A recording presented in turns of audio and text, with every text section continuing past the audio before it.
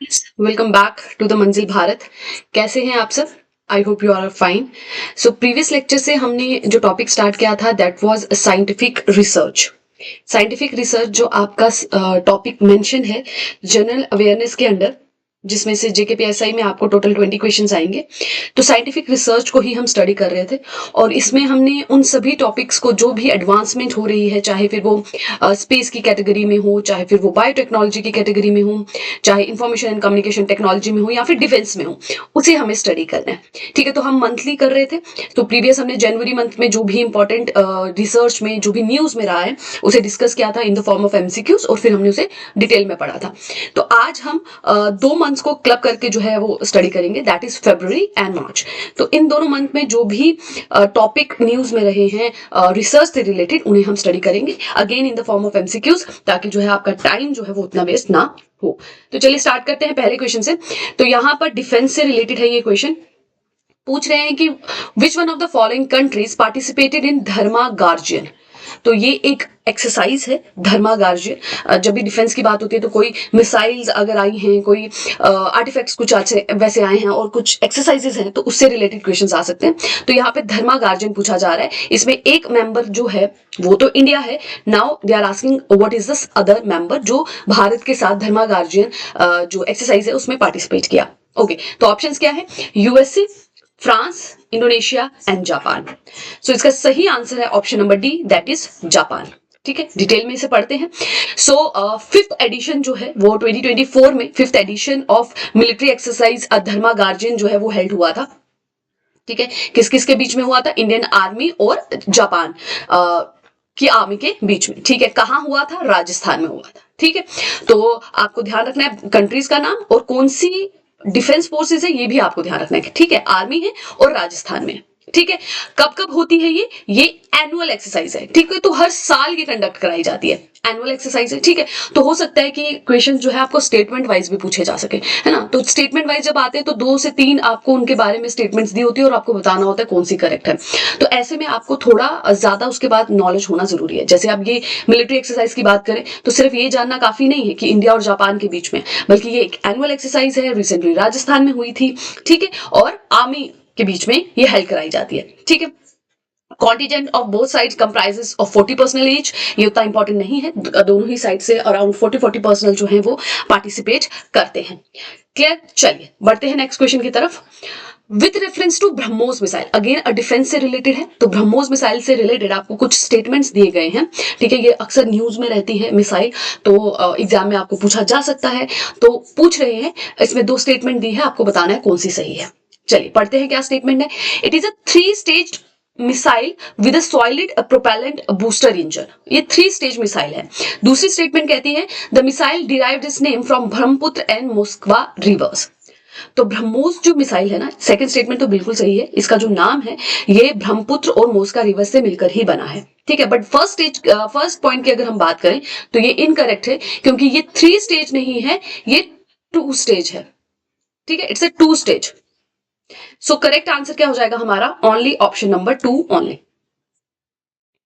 ठीक है, 2 only. Detail में पढ़ते हैं। चलिए क्या है? It's a joint venture. ये जो ब्रह्मोस मिसाइल है ये एक जॉइंट वेंचर था, किस किस के बीच में? इंडिया और रशिया के बीच में।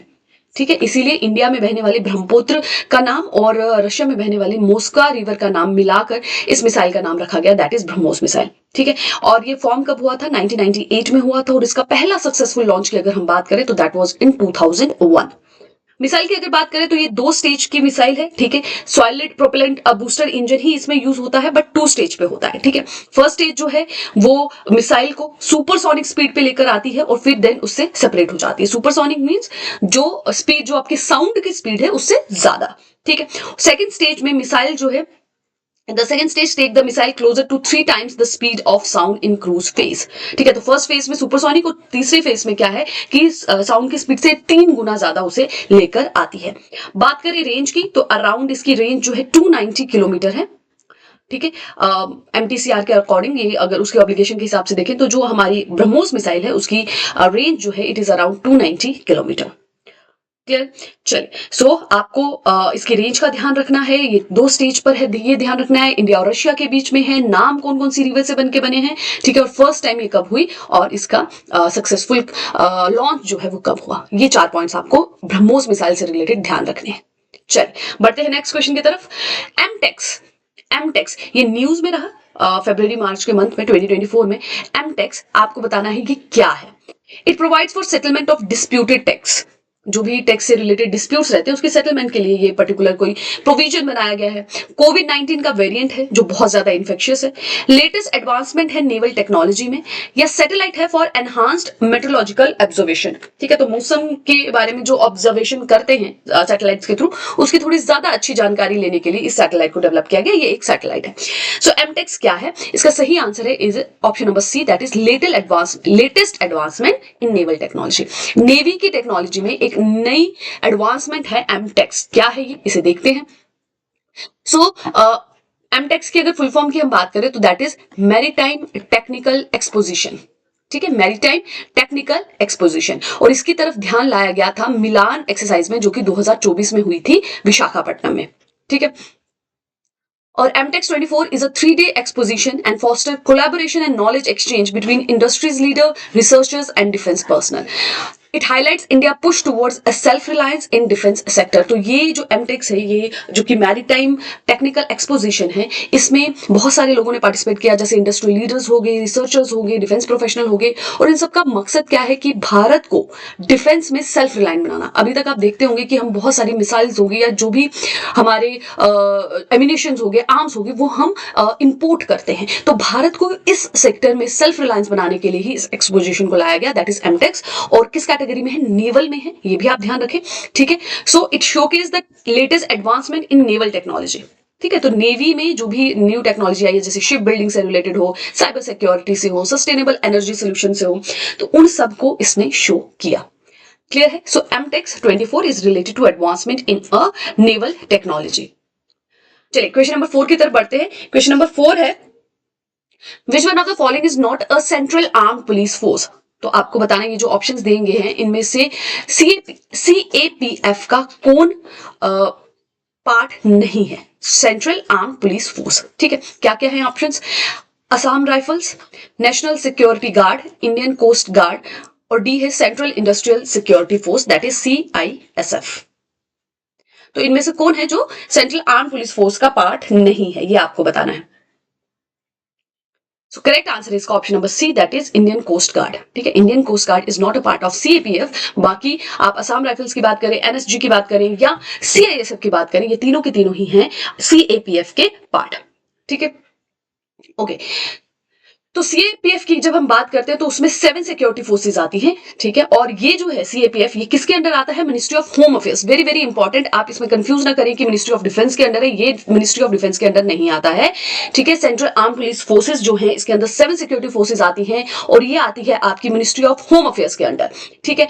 और बात करें कौन कौन सी आर्म फोर्सेज है इसमें, असम राइफल है, then comes the BSF, then comes the CISF, Central Industrial Security Force, then comes the CRPF, that is Central Reserve Police Force, then ITBP, that is Indo-Tibetan Border Police, then NSG, that is National Security Guard, और last में है आपका SSB, that is सशस्त्र सीमा बल, ठीक है। All this जो police forces हैं, इनका अपना एक रोल है या अपना आप एक तरह से कहें एरिया है जहां पे ये वर्क करते हैं, ठीक है। ओन स्पेसिफिक मैंडेट है ये, और इनका सबका जो मकसद है वो क्या है, इंटरनल सिक्योरिटी के साथ साथ बॉर्डर की इंटीग्रिटी को मेंटेन करना, ठीक है। जैसे असम राइफल्स आप देखते हैं तो असम एरियाज में जो भी इंटरनेशनल बॉर्डर्स हमारे टच होते हैं, तो उसमें सिक्योरिटी को मेंटेन करना करके रखना, बॉर्डर इंटीग्रिटी को मेंटेन करके रखना, ये है इनका काम, ठीक है। तो क्या है आपका इस क्वेश्चन में से आपसे इंपॉर्टेंट पॉइंट जो आपको ध्यान रखना है वो क्या रखना है कि CAPF में कौन कौन सी आर्म फोर्सेज आती है, पहला ये CAPF किसके अंडर आता है, किस मिनिस्ट्री के अंडर आता है, दूसरा ये, और इन सब की फुल फॉर्म आई होप आप सबको पता ही होंगी, बट फिर भी आप एक बार इसे जो है रीड डाउन कर लें, चलिए बढ़ते हैं नेक्स्ट क्वेश्चन की तरफ। क्वेश्चन नंबर 5 है the deal for predator drone MQ-9B was recently concluded by the Indian government with which of the following countries. तो एक ड्रोन भारत ने खरीदा है, प्रीडेटर ड्रोन MQ-9B इसका नाम है। तो ये भारत ने खरीदा है, इसकी जो आप एक तरह से कहें डील है वो फाइनलाइज हुई। किस कंट्री से हमने ये लिया है ये आपको बताना है, रशिया, इजराइल, USA या फ्रांस। तो इसका सही आंसर है option number C, that is USA। ठीक है, USA प्रीडेटर ड्रोन्स MQ-9B। ठीक है, ये यूएस से हमने लिया है। The deal will include 15 sea guardian for the Indian navy and 8 sky guardian each for Indian army and Indian air force. ठीक है, तो 8 स्काई गार्जियन जो है वो ये जो अनमैन्ड एरियल फोर्स, ये भी आप ध्यान रखिएगा कि ये जो ड्रोन्स होते हैं उनको और किस नाम से जाना जाता है, that is known by UAVs, that is unmanned aerial vehicles. ठीक है, आप इसको रिमोटली कंट्रोल किया जाता है ना, उसमें पर्सन तो होता नहीं है, ड्रोन को है रिमोटली कंट्रोल किया जाता है, इसलिए इसको UAV कहते हैं। फुल फॉर्म भी आपसे पूछी जा सकती है, तो UAV इज अ ड्रोन। तो 15 जो है वो नेवी के लिए और 8 जो है वो इंडियन आर्मी और इंडियन एयरफोर्स के लिए जो है वो लिए गए। ठीक है, और बात करें इस ड्रोन की, तो ये हाई ऑल्टीट्यूड है, इसका एंड्योरेंस जो है वो बहुत लंबा है एंड ये बहुत सारे मिशंस में यूज किया जा सकता है, जैसे इंटेलिजेंस के लिए, सर्विलेंस के लिए, स्ट्राइक के लिए, एयर स्ट्राइक जो जैसे आपने देखा था जो एयर स्ट्राइक कंडक्ट कराई गई थी भारत द्वारा। ठीक है, जब जो है अटैक हुआ था हमारे CRPF की बस पे, तो उसके बाद जो एयर स्ट्राइक कराई गई थी, उस तरह के स्ट्राइक करवाने के लिए, इलेक्ट्रॉनिक वारफेयर के लिए, तो हर एक चीज के लिए मल्टीपल यूजेस हैं इस ड्रोन के, that is unmanned aerial vehicle, जो कि किससे लिया गया है, USA से। ठीक है, तो आपको क्या ध्यान रखना है, नंबर आई डोंट थिंक कि इतना पूछा जाएगा, बट फिर भी मैंने ऐड ऑन कर लिया है ताकि कोई भी चीज छूटे ना। ध्यान आपको रखना है कि ये जो ड्रोन है ये किस कंट्री से लिए गए हैं और ड्रोन को क्या कहते हैं। ठीक है, this you need to remember. चलिए नेक्स्ट है Sora is related to which of the following. तो ये जो टर्मिनोलॉजीज रहती है ना, जो डिफरेंट टर्मिनोलॉजीज हैं, आप देखेंगे कि कांस्टेबल के एग्जाम में भी ना टर्मिनोलॉजी पूछी गई थी। ठीक है, डिफेंस से रिलेटेड कोई टर्म थी, तो टर्म्स बहुत इंपॉर्टेंट हो जाती हैं जो भी न्यूज में रही हो। तो सोरा जो है ये आपको बताना कि ये किससे रिलेटेड है, क्या ये कोई वॉल्केनो है, ड्वार्फ प्लैनेट है, AI मॉडल है या एंटी सैटेलाइट वेपन है। So, इसका सही आंसर है Sora is a AI model, artificial intelligence का मॉडल है ये। ठीक है, the creator of the revolutionary chatbot that is ChatGPT has launched a new generative artificial intelligence model that is Sora। तो ChatGPT जिसका बहुत ही ज्यादा यूज किया जाता है आज की डेट में, लेकिन आपने न्यूज में सुना होगा कि गवर्नमेंट के जो सिस्टम्स है वहां पे गवर्नमेंट ने इसे जो है मना किया था कि ChatGPT का जो है उन सिस्टम पे यूज ना किया जाए, क्योंकि ये देखा गया था कि ये जो एप्लीकेशंस हैं इनके थ्रू जो है डेटा हैकिंग जो है वो बहुत की जा सकती है, सेंसिटिव डेटा जो है वो लिया जा सकता है। इसके लिए इसका यूज करने के लिए जो है गवर्नमेंट के जो सिस्टम्स है वहां पर मना किया था। इसकी आप GPT जो है इसकी फुल फॉर्म भी आप ध्यान रखें, ChatGPT की। ठीक है, GPT की क्या है, ये बहुत कॉमनली यूज किया जाता है, तो मे बी तो that is GPT stands for generative pre trained transformer. ठीक है, किसी भी तरह की आपको इंफॉर्मेशन चाहिए हो, आपको GPT जो है वो प्रोवाइड करता है। उसी के लाइन में एक नया मॉडल जो AI मॉडल है दैट इज सोरा। ठीक है, सो ये एक AI मॉडल है जो रियलिस्टिक और इमेजिनेटिव सीन्स और जो है वो क्रिएट कर सकता है टेक्स्ट के इंस्ट्रक्शन, मतलब आप उसे टाइप करके कुछ इंस्ट्रक्शन देंगे और उस तरह से वो एक रियलिस्टिक या इमेजिनेटिव जो है सीन क्रिएट कर सकता है। ठीक है, इवन वो वीडियोस भी क्रिएट कर सकता है। ठीक है, और जो कि वीडियोस होंगी अप टू मिनट लॉन्ग। ठीक है, और ये जो वीडियोस क्रिएट की गई होंगी on the basis of your text instructions, उसकी विजुअल क्वालिटी भी बहुत अच्छी होगी। ठीक है, it also able to generate complex scenes with multiple characters. ठीक है, इवन मल्टीपल कैरेक्टर्स होने वाले जो सीन्स होते हैं वो भी ये क्रिएट कर सकता है। तो बहुत ही आप एक तरह से कहें एडवांस लेवल का आर्टिफिशियल इंटेलिजेंस है, आपके टेक्स्ट जो है इंस्ट्रक्शंस के बेस पे जो सीन्स जो है वो क्रिएट करके प्रोवाइड कर सकता है। तो सोरा क्या है, it is a AI model. Clear हो गया, और GPT के full form that is generative pre trained transformer. Next is the term human rating. Human rating का क्या मतलब है, certifying humans on the basis of knowledge of space and astronomy, categorisation of humans that are capable of space walk, certifying a system capable of safety transporting humans into the space, categorisation of humans and machines on the basis of health concern in space. तो इसरो ने recently अपने जो वो गगनयान भेजना चाह रहा है, गगनयान की ह्यूमन रेटिंग की टेस्ट की थी और उसमें वो सक्सेसफुल रहा था। तो ह्यूमन रेटिंग एक्चुअल क्या है, human rating is a just option number C is the correct answer कि किसी भी सिस्टम की कैपेबिलिटी को देखना कि कितनी आसानी से, कितनी सेफली, कितनी सुरक्षा के साथ वो ह्यूमंस को स्पेस में ट्रांसपोर्ट कर सकता है। ठीक है, तो सर्टिफाइंग अ सिस्टम, एक सिस्टम को सर्टिफिकेशन प्रोवाइड करना कि वो कैपेबल है safely transportation of humans into the space. Option number C is the correct answer. ठीक है, तो इसरो ने सक्सेसफुली कंप्लीट किया था ह्यूमन रेटिंग क्रायोजेनिक इंजन का अपने, जो कि वो यूज करने वाला है गगनयान मिशन में, जिसके थ्रू जो है ह्यूमंस को स्पेस में पहुंचाया जा सकता है। तो ह्यूमन रेटिंग क्या है ये आपको अब पता चल गया, और साथ ही इसरो ने इसमें जो है सक्सेस पाई थी, तो इसीलिए और भी ज्यादा इंपॉर्टेंट हो जाता है। चलिए बढ़ते हैं नेक्स्ट क्वेश्चन की तरफ। क्वेश्चन नंबर 8 है तो मिशन शक्ति से रिलेटेड कुछ क्वेश्चन जो है स्टेटमेंट्स दी हैं, आपको बताना है कौन सी सही है। पहला है, under the mission DRDO that is defence research development organisation neutralised satellite in space with its anti satellite missile. ठीक है, तो क्या होता है कि जो भी सैटेलाइट लॉन्च की जाती है ना, over a period of time जब वो काम करना बंद कर जाती हैं, तो स्पेस में बहुत ज्यादा डेब्रिज हो जाती हैं। आप देखिए कि हर एक कंट्री अपनी अपनी सैटेलाइट लॉन्च कर रहा है, चाहे वो नेविगेशन के लिए हो, चाहे वो मेट्रोलॉजिकल सर्विलेंस के लिए हो, मल्टीपल यूजेस के लिए। तो मल्टीपल सैटेलाइट्स हो जाती हैं over a period of time. अब जब वो काम करना बंद कर गई हैं, तो उसे न्यूट्रलाइज करना पड़ता है ताकि वो एलिमिनेट हो पाए। तो ये पूछ रहे हैं कि मिशन शक्ति जो है, क्या वो इससे रिलेटेड है कि जिसमें डीआरडीओ ने अपनी सैटेलाइट को न्यूट्रलाइज किया with a anti satellite missile, sorry. ठीक है, और दूसरी स्टेटमेंट कहती है the satellite was placed in geostationary orbit. तो इन दोनों में से कौन सी स्टेटमेंट सही है? तो पहली स्टेटमेंट तो बिल्कुल सही है। ठीक है, शक्ति मिशन इसी से रिलेटेड है, दूसरी करेक्ट नहीं है, तो आंसर हमारा हो जाएगा 1 ओनली। ठीक है, तो 1 इज करेक्ट। मिशन शक्ति जो है वो डीआरडीओ का ही मिशन था, जिसमें 2019 में उसने सक्सेसफुली अपनी सैटेलाइट को न्यूट्रलाइज किया था with the anti satellite missile. ठीक है, एक मिसाइल जो कि सैटेलाइट को टारगेट करके उसे न्यूट्रलाइज करती है। The satellite down by the ASAT missile was Microsat R. तो कौन सी मिसाइल को जो है न्यूट्रलाइज किया गया था, सॉरी सैटेलाइट को न्यूट्रलाइज किया गया था? दैट वाज माइक्रोसेट आर, जो कि एक इमेजिंग सैटेलाइट थी, और ये किस ऑर्बिट पे थी? That was in low earth orbit. ठीक है, सो यहाँ पे क्या बताया जा रहा है कि जिस सैटेलाइट को न्यूट्रलाइज किया गया वो जियो स्टेशनरी में है। तो ये तो गलत हो गया, जियो स्टेशनरी में नहीं, वो लो अर्थ ऑर्बिट में थी। ठीक है, और एंटी सैटेलाइट वेपन जो है वो कैपेबिलिटी प्रोवाइड करते हैं। इवन ये जो है ASAT जो एंटी सैटेलाइट मिसाइल है, इसका एक और बेनिफिट ये है कि आप अपनी एनिमी की मिसाइल, अपनी एनिमी की जो सैटेलाइट है ना, उसे भी न्यूट्रलाइज कर सकते हैं। जो आपकी नॉलेज के बिना आप पे सर्विलेंस रख रहा है, उसको भी न्यूट्रलाइज कर सकते हैं। यानी कि आपके पास एक टेक्नोलॉजी, आपने दुनिया को ये बता दिया कि यू हैव अ टेक्नोलॉजी, कि अगर आप इस तरह के सैटेलाइट का यूज करेंगे हम पे सर्विलेंस के लिए, तो हम उसे न्यूट्रलाइज कर सकते हैं।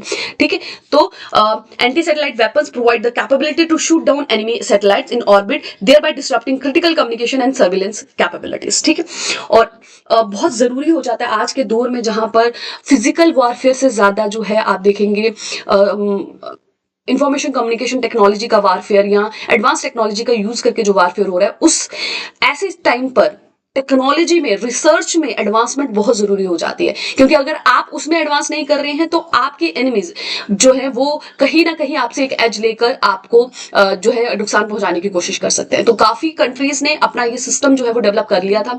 जो भी बड़ी बड़ी कंट्रीज हैं, एंटी सैटेलाइट मिसाइल का जो सिस्टम है वो डेवलप कर लिया था। तो भारत ने भी इस तरफ जो है कदम उठाया था, और 2019 में एक सैटेलाइट, अपनी ही सैटेलाइट को न्यूट्रलाइज करके दुनिया को ये दिखाया था कि हमारे पास भी ये टेक्नोलॉजी है। ठीक है, तो आपको ध्यान रखना है मिशन शक्ति का।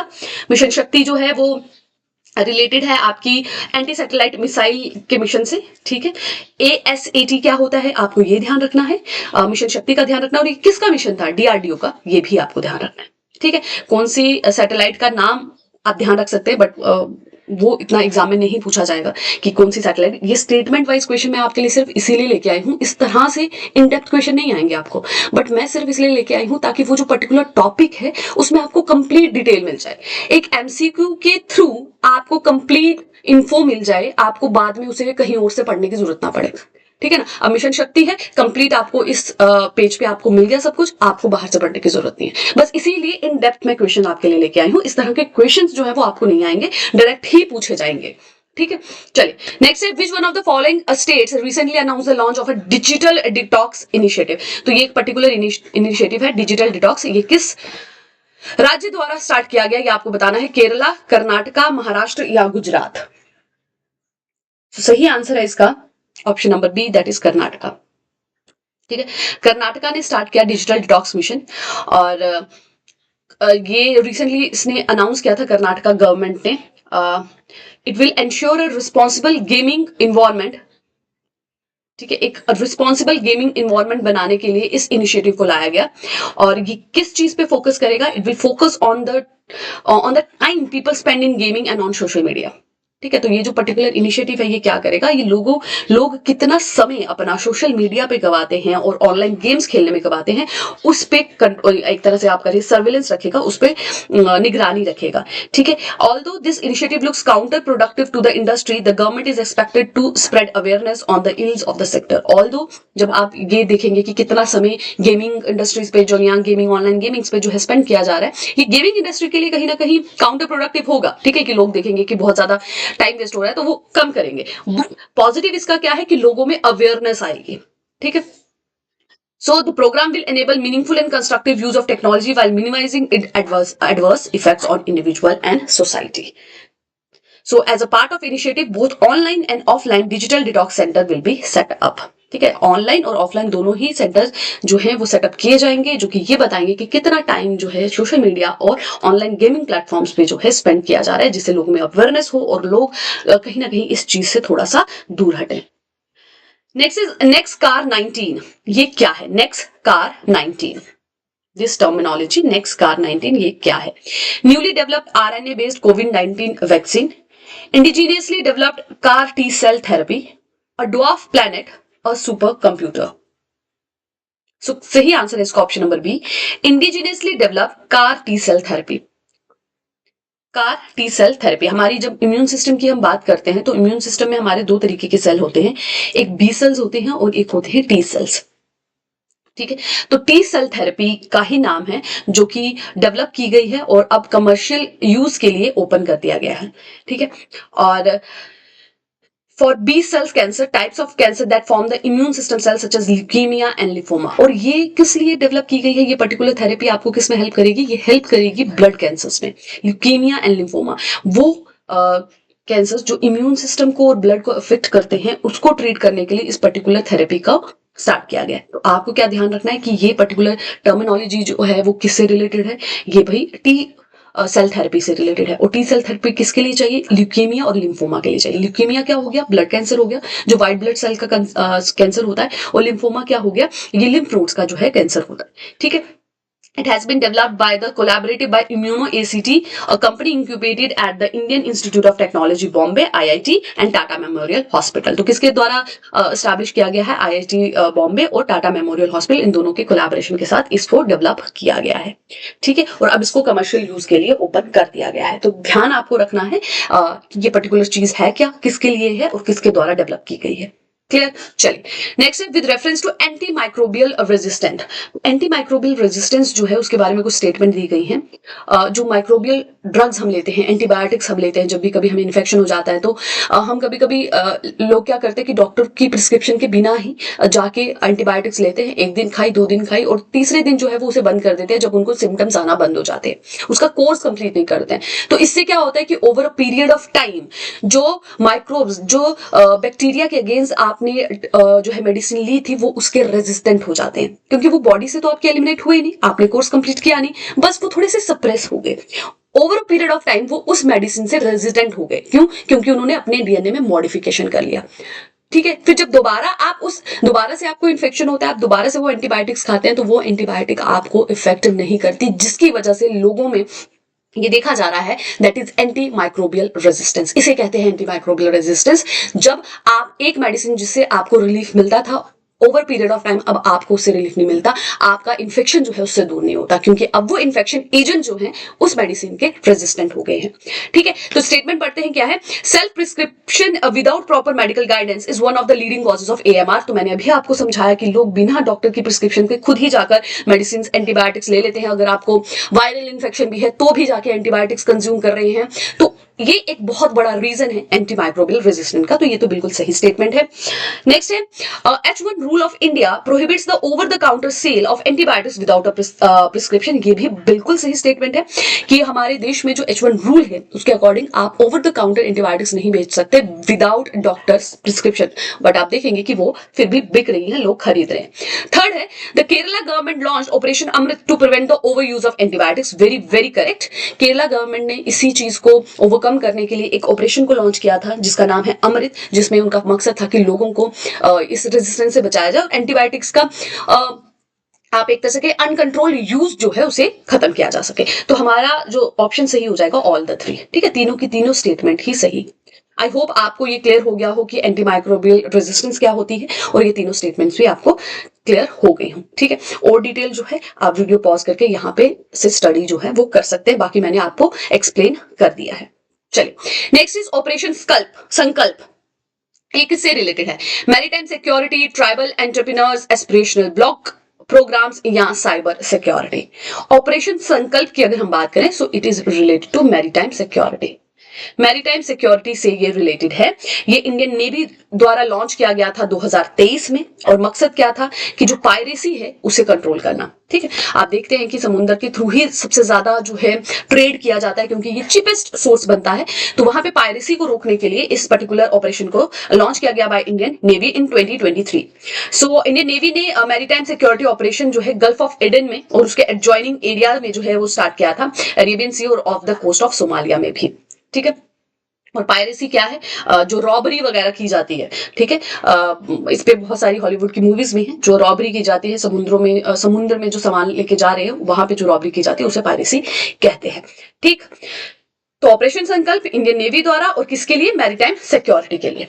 चलिए नेक्स्ट, MIRV टेक्नोलॉजी क्या है? MIRV टेक्नोलॉजी सभी मॉडर्न साइंटिफिक रिसर्च और टेक्नोलॉजी पे बेस्ड क्वेश्चंस ही हैं, डिफेंस पे हैं, स्पेस पे हैं, मल्टीपल मॉडर्न टेक्नोलॉजी पे ही क्वेश्चंस मैं आपके लिए लेके आई हूं जो फेब और मार्च में न्यूज में रहे। चलिए, पहला है disease diagnosis, missile system, advance robotics, artificial intelligence and machine learning. तो इसका सही आंसर है option number 2, missile system. MRV की अगर हम फुल फॉर्म की बात करें तो that is multiple independently targetable re entry vehicle. ठीक है, तो MIRV जो है वो एक मिसाइल की ही टेक्नोलॉजी है।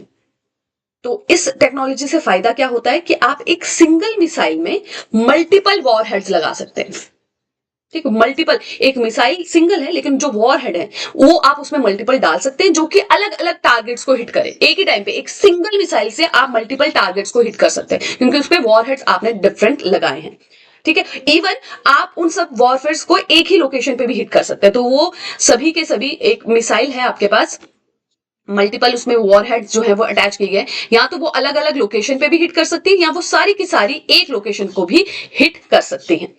ठीक है, और यूएस और सोवियत यूनियन द्वारा ये जो टेक्नोलॉजी है वो डेवलप की गई थी 1960 में और इसको डिप्लॉय किया गया था 1970 में। Over a period of time बहुत और सारी कंट्रीज ने इसे डेवलप कर लिया है, जैसे फ्रांस हो गया, यूके हो गया और चाइना।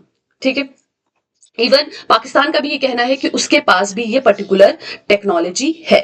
ठीक है, और उन्होंने इसे टेस्ट भी किया था और उस मिसाइल का अगर हम नाम कहें तो that is Ababil. Clear?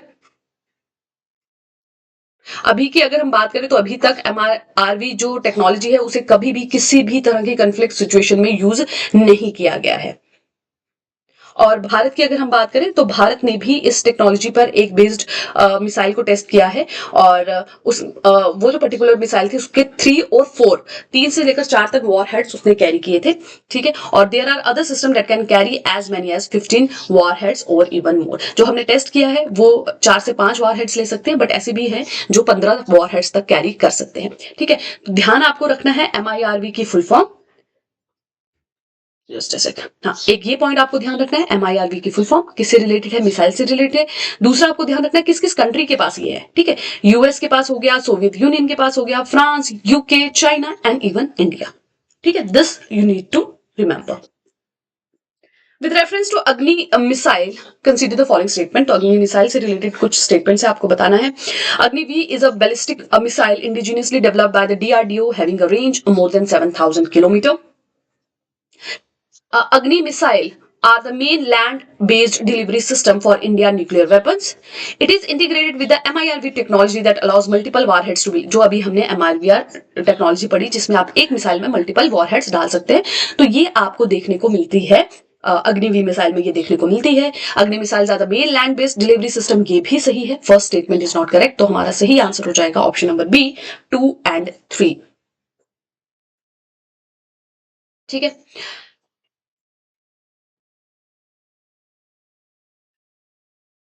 Okay, तो ये अग्नि वी जो है दैट इज अग्नि 5th मिसाइल। इसके ऑलरेडी वर्जन जो है वो हो चुके हैं, अग्नि 1 से लेकर अग्नि 4 तक के जो मिसाइल्स हैं वो ऑलरेडी जो है इशू हो चुकी हैं, लॉन्च हो चुकी हैं, उसका टेस्ट जो है वो कर दिया गया है।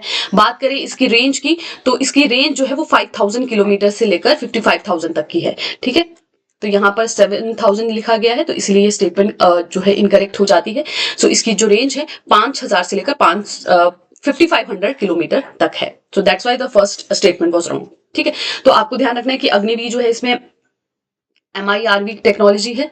ठीक है, और इसकी अभी तक कितनी आ चुकी है, 1 to 5 तक आ चुकी है। ठीक है, और 5th का जो रेंज है दैट इज 5500 तक का है। क्लियर, चलिए।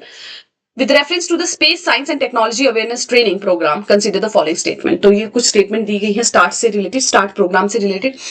Its objective is to attract the funding to the fields of space science and technology. All Indian corporates and private individual can contribute to the program. तो both ही statement जो है ये incorrect है, तो हमारा सही आंसर ऑप्शन नंबर डी हो जाएगा। इसे भी हम डिटेल में भी डिस्कस करते हैं, नीदर 1 nor 2। ठीक है, सो क्या है, इंडियन स्पेस रिसर्च ऑर्गेनाइजेशन ने ही स्टार्ट किया था ये particular training programme, that is start.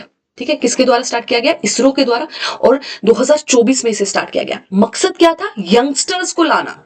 ठीक है, स्पेस साइंस एंड टेक्नोलॉजी की फील्ड में यहां क्या लिखा जा रहा है, फंडिंग को लाना। तो फंडिंग नहीं लानी है, यंगस्टर्स को लाना है, यंगस्टर्स को एनकरेज करना है कि वो ज्यादा से ज्यादा साइंस की तरफ जाए, रिसर्च की तरफ जाए, स्पेस टेक्नोलॉजी की तरफ जाए। ठीक है, तो फर्स्ट स्टेटमेंट हमारी इनकरेक्ट होगी। दूसरा क्या है कि ट्रेनिंग मॉड्यूल जो है उसमें बहुत लेवल पे जो है उनको ट्रेनिंग दी जाएगी वर्टिकल स्पेस के बारे में, टेक्नोलॉजीज के बारे में। ठीक है, स्पेस एक्सप्लोरेशन के बारे में दिया जाएगा उनको। और एलिजिबिलिटी क्या है, पोस्ट ग्रेजुएट स्टूडेंट्स या फाइनल ईयर अंडर ग्रेजुएट जो है वो इसमें पार्टिसिपेट कर सकते हैं। और जो एजुकेशनल इंस्टीट्यूशंस में पढ़ रहे हैं, यूनिवर्सिटीज कॉलेज में विद इन इंडिया, वो एलिजिबल हैं इस पर्टिकुलर ट्रेनिंग के लिए। दूसरा स्टेटमेंट क्यों सही है, क्योंकि यहां पर ये है कंट्रीब्यूट की अगर हम बात करें तो दिस इज ऑल्सो इनकरेक्ट, क्योंकि इसरो की कॉन्ट्रीब्यूशन है, बाकी की नहीं है। So this is also incorrect. Clear हो गया। तो स्टार्ट प्रोग्राम, आपको इस क्वेश्चन में से क्या ध्यान में रखना है कि जो स्टार्ट प्रोग्राम है क्या, वो ट्रेनिंग प्रोग्राम है स्पेस अवेयरनेस के लिए, स्पेस साइंस और टेक्नोलॉजी की अवेयरनेस के लिए। किसके द्वारा स्टार्ट किया गया, इसरो के द्वारा स्टार्ट किया गया। क्यों स्टार्ट किया गया, यंगस्टर्स को अट्रैक्ट करने के लिए किया गया। ठीक है, कौन कौन कर सकता है, पीजी स्टूडेंट्स कर सकते हैं, और अंडर ग्रेजुएट जो फाइनल ईयर में है, जो with in, very very important की उन्हीं इंस्टीट्यूट में जो कि भारत के अंदर है, विद इन इंडिया। ठीक है, चलिए next, dart mission. Dart mission क्या है, डार्ट मिशन जो है वो किसके द्वारा लाया गया है, जक्सा, इसरो, नासा या ईएसए। सो डार्ट मिशन जो है ना, पहले तो आंसर इसका हम देख लेते हैं, ये है नासा। डार्ट मिशन जो है वो नासा का है। ये क्या है, डार्ट मिशन जो है ये एस्ट्रॉइड्स को, आपने सुना होगा बहुत बार न्यूज में आता है कि कोई एक एस्ट्रॉइड है जो अर्थ की तरफ आ रहा है, और अगर वो अर्थ से टकराए तो बहुत ज्यादा जो है तबाही हो सकती है। तो ये डार्ट सिस्टम जो है ये नासा द्वारा डेवलप किया गया है, नासा के साइंटिस्ट द्वारा, जिसमें वो क्या करते हैं कि एस्ट्रॉइड्स को जो है वो हिट करते हैं और उनकी डायरेक्शन को चेंज कर देते हैं, जिससे कि वो अर्थ के साथ हिट ना करे और अर्थ को इंपैक्ट ना करे। एस्ट्रॉइड्स की अगर हम बात करें तो एस्ट्रॉइड बेसिकली हैं क्या, ये माइनर प्लैनेट्स हैं जो रॉकी होते हैं या एयरलेस रेमिनेंट जो होते हैं, जो सोलर सिस्टम में घूमते रहते हैं। ठीक है, और जब कभी वो अर्थ के बहुत करीब आ जाते हैं और उनकी डायरेक्शन इस तरह से कि अर्थ को हिट कर दे, तो ऐसे में प्रॉब्लम हो सकती है। इवन अभी भी न्यूज में रहा था कि एक एस्ट्रॉइड जो है वो इन फ्यूचर जो है अर्थ को अफेक्ट कर सकता है। एग्जैक्टली पोजीशन उसकी नहीं पता चली है कि एग्जैक्टली वो किस कंट्री को हिट करेगा, but that was in recent news also. ठीक है, the mostly originate between the orbit of Mars and Jupiter. Asteroids की बात करें तो ये सबसे ज्यादा कहां पर है, मार्स और जुपिटर का ऑर्बिट जो है उसके बीच में ये पाए जाते हैं। ठीक है, और डार्ट मिशन मैंने आपको बता दिया, ये फर्स्ट एवर मिशन है जो एस्ट्रॉइड को डिफ्लेक्ट कर सकता है, एस्ट्रॉइड को खत्म नहीं करेगा, ठीक है, जैसे ये अर्थ है, अर्थ की तरफ एक एस्ट्रॉइड आ रहा है तो ये उसे हिट करेगा और उसकी पोजीशन, उसकी जो डायरेक्शन है ना उसे चेंज कर देगा ताकि वो बाईपास कर जाए, अर्थ से ना टकराए। ठीक है, तो डार्ट मिशन क्या हो गया ये आपको पता चल गया, और डार्ट मिशन किसके द्वारा डेवलप किया गया है, that is by NASA.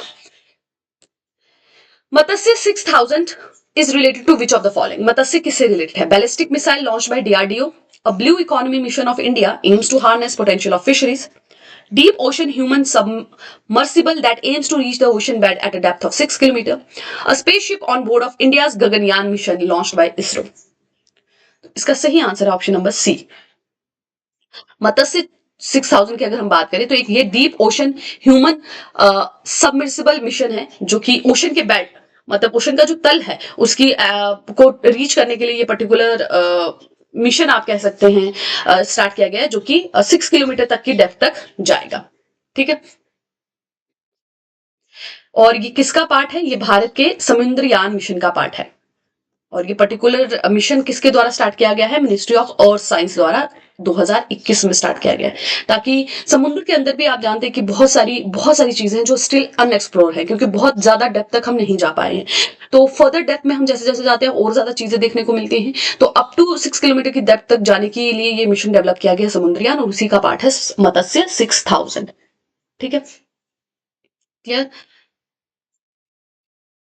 With reference to fast breeder reactor, तो मैंने आपको बताया था कि स्पेस टेक्नोलॉजी और साइंटिफिक रिसर्च में आपको न्यूक्लियर एनर्जी और न्यूक्लियर रिएक्टर इसके भी ये भी इंक्लूडेड आता है साइंटिफिक रिसर्च में। तो उसी पे बेस्ड ये क्वेश्चन है फास्ट ब्रीडर रिएक्टर, क्योंकि रिसेंटली 2024 में भारत का पहला फास्ट ब्रीडर रिएक्टर जो है उसे स्टार्ट किया गया था, उसको इनिशिएट किया गया, उसका वर्किंग स्टार्ट हुई थी, इसलिए ये न्यूज में रहा था तो इंपॉर्टेंट हो जाता है। फर्स्ट पॉइंट कहता है it is design to produce more nuclear fuel than it consume. Very very important, एकदम सही है कि फास्ट ब्रीडर रिएक्टर जो है ना उसमें जितना आप फ्यूल यूज करते हैं उससे ज्यादा एनर्जी रिलीज होती है। Once commission, India will be the third country after Russia US to have a commercial operating FBR. तो ये जो सेकंड स्टेटमेंट है ना ये करेक्ट नहीं है, क्योंकि शायद इंडिया सेकंड है, थर्ड नहीं है, सेकंड है। तो हमारा सही आंसर तो हो जाएगा ऑप्शन 1 ओनली। ठीक है, option 1 only. Fast breeder reactor जो है वो भारत का जो 3 स्टेज न्यूक्लियर पावर प्रोग्राम है उसका पार्ट है। ठीक है, 3 स्टेज न्यूक्लियर प्रोग्राम जो है भारत का ये उसका पार्ट है, और इसमें जितना अमाउंट ऑफ फ्यूल हम डालते हैं उससे ज्यादा हम यूज होता है। यहाँ पे क्या होता है, प्लूटोनियम जो है, प्लूटोनियम और यूरेनियम का कॉम्बिनेशन फास्ट ब्रीडर रिएक्टर में यूज करते हैं और एनर्जी को रिलीज करते हैं। सेकंड स्टेटमेंट इनकरेक्ट है, क्योंकि भारत जो है वो FDR symbolise India's entry to the crucial second stage of country's 3 stage nuclear programme and India will be the second country. ठीक है, रशिया के बाद भारत दूसरा देश बन जाएगा। यहाँ पे क्या लिखा है, थर्ड, कि यूएस भी उस कैटेगरी में, यूएस नहीं है, Bharat will be the second country. ठीक है, एफबीआर की कैटेगरी में। सो उसी से रिलेटेड एक और क्वेश्चन है, न्यूक्लियर रिएक्टर से ही रिलेटेड, और I think this will be the last question. तो इसमें भी कुछ स्टेटमेंट दी गई हैं, आपको बताना है कौन सी सही है। It was design by doctor APJ Abdul Kalam, कि ये जो 3 स्टेज न्यूक्लियर प्रोग्राम है कि 3 स्टेजेस पे न्यूक्लियर एनर्जी का यूज करके पीसफुल पर्पसेस के लिए हम उसका इस्तेमाल करेंगे, ये एपीजे अब्दुल कलाम द्वारा डेवलप किया गया है। और दूसरा कहता है कि the second stage of programme involves the deployment of fast breeder reactor. तो ये तो बिल्कुल सही है, फास्ट ब्रीडर रिएक्टर जो है वो सेकंड स्टेज में ही है, but first statement is not correct. तो हमारा आंसर हो जाएगा ऑप्शन नंबर बी। ठीक है, फर्स्ट स्टेटमेंट क्यों सही नहीं है, क्योंकि ये जो 3 स्टेज प्रोग्राम है ना ये डेवलप किया गया था होमी जे भाभा द्वारा। हमारे देश में न्यूक्लियर रिएक्टर जो है, न्यूक्लियर एनर्जी का इस्तेमाल किया जाएगा पीसफुल पर्पसेस के लिए, न्यूक्लियर फ्यूल का इस्तेमाल करके वो 3 स्टेजेस पे काम करेगा। ये होमी जे भाभा द्वारा डेवलप किया गया था। ठीक है, क्योंकि भारत में अगर हम देखें यूरेनियम बहुत कम मात्रा में पाया जाता है, पर थोरियम की बहुत ज्यादा क्वांटिटी है। कहाँ है थोरियम? केरला में, मोनाजाइट रॉक में ये पाया जाता है। ठीक है, तो अगर हम बात करें कि ये जो न्यूक्लियर प्रोग्राम है 3 स्टेज का, वो कौन कौन से स्टेज है? पहली स्टेज में आप नेचुरल यूरेनियम यूज करते हैं। ठीक है, और नेचुरल यूरेनियम का यूज करके जब आप एनर्जी का प्रोडक्शन करते हैं, that is first stage. Second stage में आप प्लूटोनियम बेस्ड फ्यूल का इस्तेमाल करते हैं, जैसे मैंने बताया, जो कि फास्ट ब्रीडर रिएक्टर में होता है। और एडवांस्ड जो कि थर्ड स्टेज होगी, वहां पे आप यूटिलाइजेशन करेंगे थोरियम की, और ये हमारे लिए बेनिफिशियल होगा। तभी 3 स्टेज बनाया गया था, ताकि हम थोरियम का इस्तेमाल कर सके, जो हमारे देश में अबंडेंस में मिलता है। क्लियर? तो ये 3 लेवल ये भी आपको ध्यान रखने हैं। इवन आपको क्वेश्चन ये भी पूछा जा सकता है कौन सा इंपॉर्टेंट न्यूक्लियर रिएक्टर कहां पर है। ठीक है, 3 स्टेजेस भी आपको ध्यान रखनी है। भारत में अभी तक सेकंड स्टेज तक ही पहुंच पाए हैं, और कौन से नंबर पे है भारत? सेकंड में। इससे पहले रशिया रहा है कंट्री। ठीक है, किसके द्वारा डेवलप किया गया? होमी जे भाभा द्वारा। So that was it for today session. आज हमने फेब और मार्च तो मोस्टली यहाँ पे डिफेंस से रिलेटेड मोस्ट साइंटिफिक रिसर्च थी, कुछ हमने स्पेस से रिलेटेड भी देखी, कुछ हमने न्यूक्लियर रिएक्टर से रिलेटेड भी देखे थे। ठीक है, तो इस तरह से मल्टीपल क्वेश्चंस जो भी इंपॉर्टेंट टॉपिक्स जो रहे हैं, और मैंने ये पूरी कोशिश की है कि जितना भी कंटेंट जिसमें से क्वेश्चन आपके लिए बन सकता है वो मैं आपके लिए लेके आऊँ। नेक्स्ट वीडियो लेक्चर में हम बढ़ेंगे अगले मंथ्स की तरफ, that is April and May, उसको हम डिस्कस करेंगे। तो that is it from my side. Thank you very much, take care and keep working hard.